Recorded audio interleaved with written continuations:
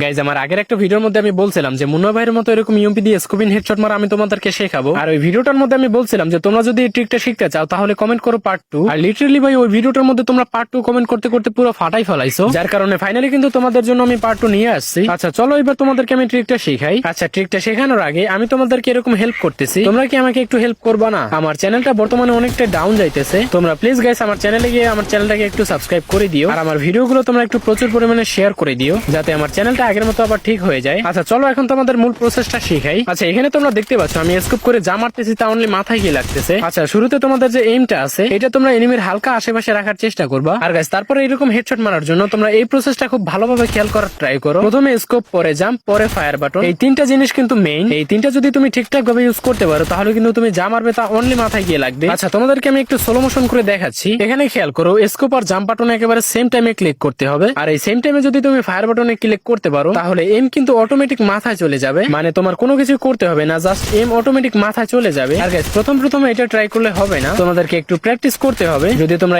Scope, jump এবং fire button এই তিনটা জিনিস একসাথে ক্লিক করতে পারো, আর এই তিনটা জিনিস যদি তুমি একসাথে ইউজ করতে পারো তাহলে 100% গ্যারান্টি তুমি এরকম স্কোপ করে যা মারবে তা অনলি মাথায় গিয়ে লাগবে। আর এটার জন্য কিন্তু গাইস তোমার অবশ্যই প্র্যাকটিস করতে হবে। তো এখনই চলে যাও গেমে আর ট্রাই করে দেখো এই ট্রিকটা তোমাদের কাজ হয় কিনা। আর যদি এই ট্রিকটা তোমাদের কাজ করে তাহলে অবশ্যই কমেন্ট বক্সে এসে বলবা, আর যদি না করে তাহলে এসে বলবা। আর গাইস ইউএমপি দিয়ে যদি তোমাদের হেডশট কম লাগে তাহলে তোমরা কমেন্ট করো সেন্সি, তাহলে সামনের ভিডিওতে আমি তোমাদের জন্য একটা সেন্সি নিয়ে আসবো। আর কার ফোনে কত জিবি র্যাম ওইটা অবশ্যই কমেন্টে বলে যাইও, আর সামনে কি টাইপের ভিডিও চাও ওইটা অবশ্যই কমেন্টে বলে দিও।